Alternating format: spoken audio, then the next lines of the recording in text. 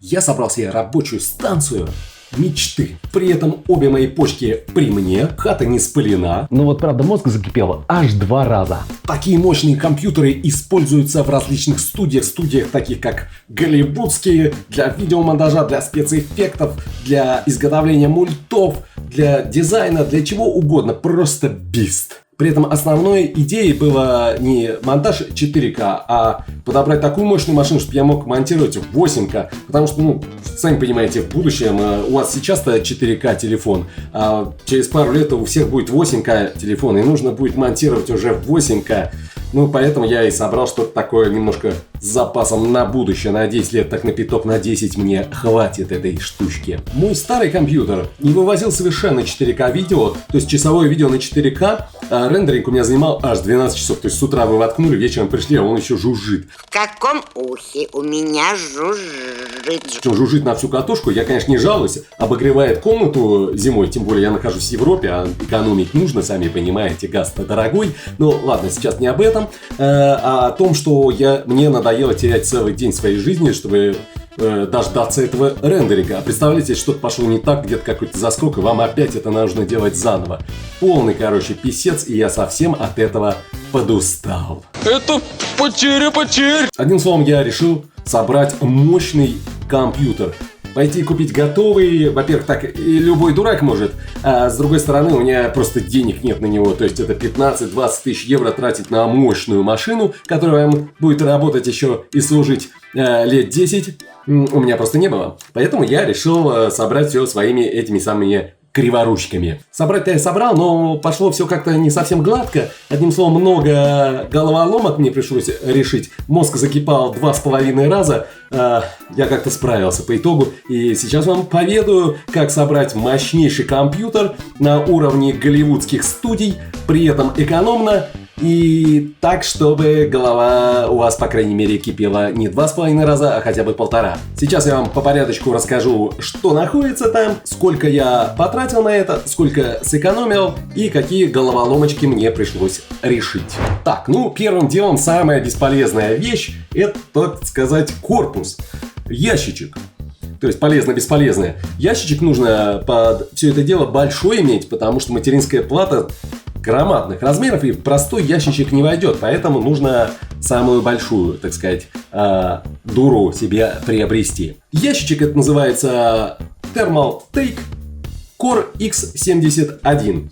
Большая такая громадина, но на самом деле нижняя часть я даже не знаю для чего. С одной стороны, я сначала думал в нижнюю часть вывести водяночку, но с другой стороны, радиатор должен находиться выше уровня процессора, чтобы не завоздушилось это все у вас дело, и он охлаждался. Поэтому вниз радиатор не получается поставить. Так что я, честно говоря, даже не знаю, для чего этот отсек там. Ну да ладно.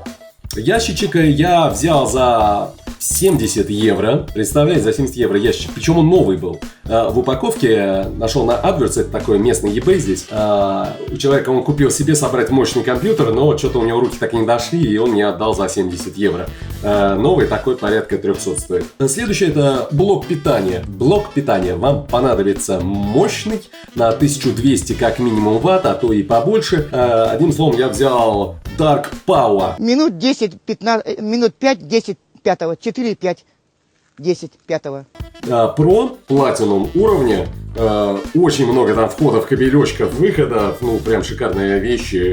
Если будете строить такую мощную махину, берите его. Почему брать его? Я нагуглил, что он очень хороший, поэтому я его взял. Взял его, кстати, тоже бэушным за 120 евро. У одного тут бразильца выторговал. Новый стоит, я не знаю, порядка 300, наверное. Следующим основным компонентом является, естественно, материнская плата. Она должна быть на сокете VRX 8. Когда я начал искать, я обнаружил, что стоимость примерно получается порядка 1500 евро. Но есть варианты попроще. То есть я взял самый простой, самый дешевый вариант. Это серверная материнская плата. Там не было ни Wi-Fi, ни Bluetooth, там каких-то, может, портов тоже не было. Об этом чуть-чуть впереди. Порты очень бы пригодились. Не нужно было бы с бубном танцевать вокруг этой машины, но пришлось потанцевать с бубном. ладно, об этом чуть позже. Одним словом, материнскую плату я взял за 480 евро. Со скидкой она была в Германии в каком-то магазине. То есть она реально новая. Единственная вещь в этом компьютере — это вот материнская плата новая. Все остальное бэушное, прям реально. 480. Прям вот очень повезло, взял ее. В этом же магазине через неделю она стоила уже 580. Но реально, если вы будете искать на таком сокете, вы можете погуглить. То есть там порядка 1000 евро плюс-минус, смотря в каком магазине брать. То есть до 1500 же доходят цены на такие материнские платы. Ну, то есть у меня простенькая, поэтому пришлось потом отдельно докупить Wi-Fi с Bluetooth вместе в одной планке. То есть обошелся мне всего 20 евро. Я тут буквально в соседнем доме у чувака купил, причем новые упаковки. Не знаю, где он это взял, я не уточнял, но одним словом 20 евро. И у вас есть и Wi-Fi, и Bluetooth в этой же серверной, так сказать, материнской плате. Ну ладно, погнали дальше.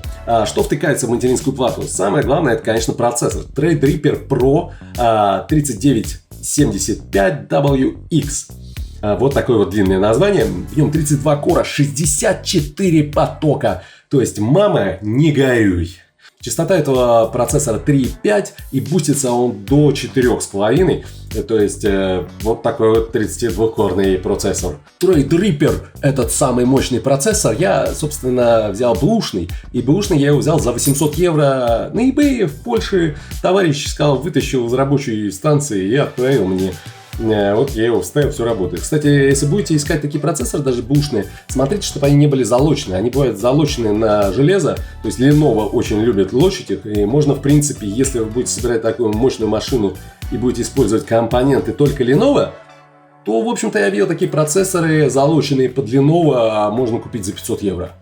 Да, представляете? А новый он стоит порядка 3000 евро. То есть 3000 евро я купил за 800 евро. Да, если вы будете собирать Lenovo, все железо использовать, то можно вообще за 500 евро купить вот эту махину. И к нему нужно мощное охлаждение. Охлаждение я взял, водяное охлаждение, взял тоже бэушное за 50 евро с eBay. Ну, вроде все работает, поставил. Даже пропеллеры там были, они вообще не жужжат. Вот такое вот у меня охлаждение. Прицепил я охлаждение к самому верху крышки. И оно у меня выдувается туда все, наружу. В общем-то, сидите под столом тепленько, хорошо, вообще не могу жаловаться. Следующим основным компонентом этого компьютера является видеокарта. Видеокарта у меня на 24 гига, но не последних совершенных моделей, там 5090 за космические цены, 4090 тоже какой-то космос. Я взял бэушную, но при этом мощную 24-гиговую 3090 Ti. Меня вполне устраивает в плане того, что и денег сэкономил, и свои 24 гига получил. То есть я ее бэушную взял за 700 евро, новая она стоит порядка 1500 евро. То есть в 2 раза дешевле. Работает, все проверил, все шикарно летает. Так, следующее у нас идет RAM. RAM туда можно вставить до 2 терабайт. 2 терабайт, представляете? Ну что, любители макабука, у которых там 8 RAM стоит. То есть 8 RAM, 2 терабайта. Ну как можно сравнивать? Да, ну как бы... Ладно, макабукеры отписались сейчас. Ну, не одними макабукерами живет этот мир. То есть у меня сейчас я поставил 224 плашки по 32, поставил 7 их. То есть меня сейчас, я думаю, вполне устроит. Хотя я еще не пробовал, вот как раз это видео буду монтировать, и там увижу. Но можно до 2 терабайт вполне в будущем расширить и наслаждаться жизнью. Так, следующим компонентом был SSD. С SSD вообще веселая история. То есть на Фейсбуке я нашел, человечек продавал SSD. SSD называется WD Black. WD Black на 2 терабайта. Я подумал, на 2 терабайта я под операционку и проги оставлю. На 4 терабайта SSD я поставлю под рабочее место. То есть буду там файлы держать, с которыми работаю. HDD я оставлю 8 терабайт. У меня такой для склада. То есть вот так вот у меня будет 3. Но на самом деле в этом корпусе можно еще, по-моему, 5 или 6 харддрайвов разместить. А на материнке у меня, по-моему, выход еще под 4. То есть как минимум. То есть вообще можно не париться по этому делу. Но тем не менее. Вот этот VD Black я купил за 80 евро. Причем новый в упаковочке. Нашел на Фейсбуке, человечек продает в районе Бланчик Таун. В Ирландии такой есть райончик, там в основном живут иммигранты и рабочий класс. То есть, по всей видимости, человечек где-то, у меня такое впечатление, работал где-то в магазине, сам не знает, что спер и продавал. То есть, такой-то, мне кажется, 200-300 евро, наверное, стоит SSD, но вот мне за 80 евриков достался. Это 4-го поколения, то есть один из самых скоростных VD Black SN850X, ни много ни мало. Так, а вторым под рабочее место мне достался, вообще не поверите, как бы за 100 евро я взял с рук у человечка, тоже в упаковке, ни разу не юзанный, причем 5-го поколения. Но материнка поддерживает только 4-е поколение, то есть мне скорость этого 5-го, как бы, мне ее не прочувствовать, он все равно будет на максимум работать по скорости 4-го, да, поколения. Но почему нет? Максимальная скорость и довольно-таки дешево. Называется он Crucial T705. Crucial T705. Вот такая штучка мне досталась. То есть сэкономил. Откуда люди берут эти SSD, я не знаю, но есть подозрение, что они работают где-то в магазинах, и в магазинах все-таки где-то кто-то как-то куда-то пропадает это. Ну, я не вдавался в подробности, просто взял и ушел. Можете винить меня. Ну, в общем-то, все. По большей части. То есть, все, что изначально я сюда поставил, собрал быстренько, включил такой, все завелось, я думаю, ну, сейчас быстренько BIOS там, что-нибудь там, винду поставлю, и понеслась. Но не тут-то было. Одним словом, когда я его включил, все подключил, бац, и на экране ничего. То есть я 3, 4, 5 минут все перетыкал, втыкал заново, подключал, включал, все жужжит, на экране 0, черный экран. Короче, я плевался, наверное, часа 2 мучился, и тут что-то пошел что-то на кухне перекусить. А компот? Компот. Возвращаюсь, смотрю, BIOS загрузился. Я, ёлки-палки, BIOS. Вау. Открываю BIOS. Во-первых, на серверных картах BIOS совсем космический, совсем другой. Он супер простой выглядит, без всякого пафоса, да. Как в древние времена, да, вот такие BIOS были в 90-е. Вот примерно так он выглядит. Ну, там куча всяких каких-то прибамбасов, сетей, проверок, каких-то безопасностей. Море. Короче, я мучился с ним, не знаю, день целый. Так и не победил, он так и загружался через 10 минут только. Нагуглил, короче, нашел на форуме каком-то американском, человек описывает почти такой же комп, как у меня. И говорит, такая же проблема, 10 минут загрузки, пипец. И он в итоге в этом чатике, форуме я нашел, что он сказал, что он отключил все нетворки в BIOS, и он начал загружаться быстрее. На самом деле он сейчас загружается, мне кажется, минуты 3. Я все это нашел, отключил, все нетворки. То есть материнка начинает запрашивать все вокруг, и потом только начинает запускаться, да, так как она серверная. Но вот так дело. То есть, если вы любите нажать, чтобы у вас сразу заработало, это не об этом компьютере. Тут надо нажать, сходить за чайком, вернуться, и он загрузится. То есть, но после загрузки все летает, понятное дело. Здесь еще имеется веб-интерфейс BMC, то есть вы по кабелю сетевому подключаетесь, заходите по сети к этому, на этот комп, и введя пароль и код самой материнской платы, вы попадаете в такой, так сказать, BIOS, еще один дополнительный, в котором вы можете все контролировать. Короче, я вроде бы туда зашел, что мне не нравилось. Вы запускаете комп, он нормально стоит, но потом у него взрываются обороты всех вентиляторов и глушится. И то есть так каждые 15 секунд повторяется.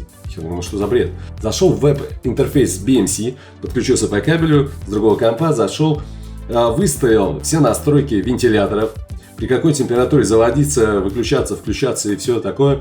Выставил, никакого толку. Он так и делает. Каждые 15 секунд взрывается, потом затихает, взрывается, затихает. Я думаю, ну я так с ума сойду уже работать. Думал, что делать. И придумал, короче, прикупить себе такой аквакомпьютер, называется такой. AquaSuite. К нему идет программка. Купил, по-моему, за 80 евро. Это такой небольшой блок. То есть его можно прикрепить куда угодно в компе. Прикрепляете и туда все фены втыкаете. даже помпу можно. Помпу, фены втыкаете и по USB 2.0 присоединяете к своей материнской плате. Но тут новая проблема. В моей материнской плате почему-то нету USB 2.0. Есть USB 3.1, 3.1.2, но 2.0 нету. И большинство дрючек, которые подключаете внутри компьютера, они должны подключаться через USB 2.0. Его не было. Короче, беда. Как вы яхту назовете, так она не поплывет. Ну, благо в эту материнскую плату можно воткнуть еще немножко других платок. То есть я туда, как я уже сказал, воткнул Wi-Fi и Bluetooth, за 20 евро прикупил. И надо было мне найти хоть какую-то плату, в которой есть 2.0 порт. Но вот таких как бы особо плат на рынке немного. И купил какую-то непонятную на Амазоне за 20 евро. В ней 19-пиновый порт есть. И потом я прикупил переходничок еще за 10 евро туда. И у меня получилось 2 9-пиновых порта 2.0 внутренних, да.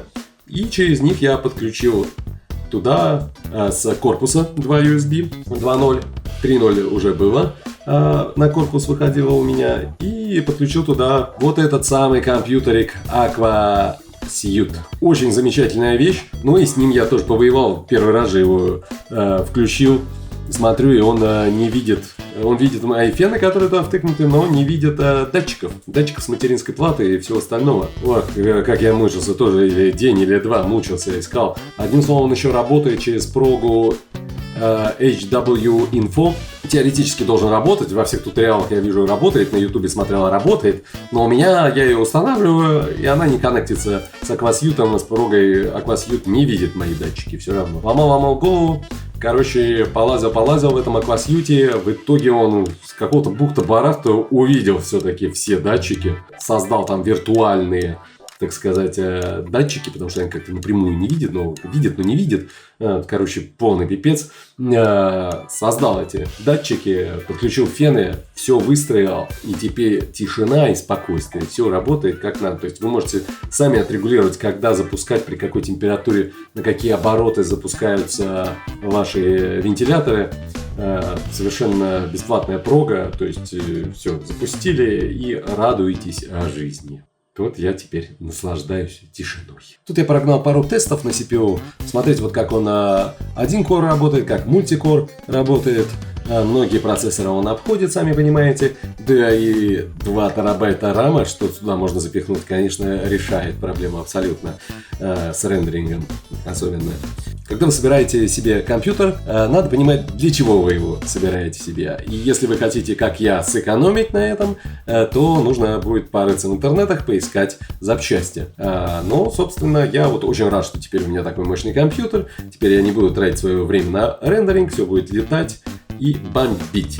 Если ты монтируешь в HD, любой геймерский компьютер будет делать это. То есть купил, поставил, бомбишь. Вот я пару лет монтировал, я купил его за 500 евро, все в сборе, воткнул, бам, тут все заработало. Работало, вот пока в 4К не устал монтировать. То есть если ты монтируешь в 4К, 8К, если ты работаешь в 3D, либо у тебя часовые ролики там 8К, либо ты мультики делаешь, я не знаю, аниматор, с графикой работаешь, что вот такая махина тебе поможет и будет работать для тебя следующие 10 лет. И ты будешь радоваться жизни и не напрягаться совершенно. С другой стороны, ты можешь пойти в магазин и купить все новенькое, быстренько собрать, и вполне возможно это все быстро вот так заработает. Хотя тоже не факт. Я пошел другим путем, я собрал это все в эконом-режиме. Большая часть запчастей бэушные, работают пока что вроде замечательно.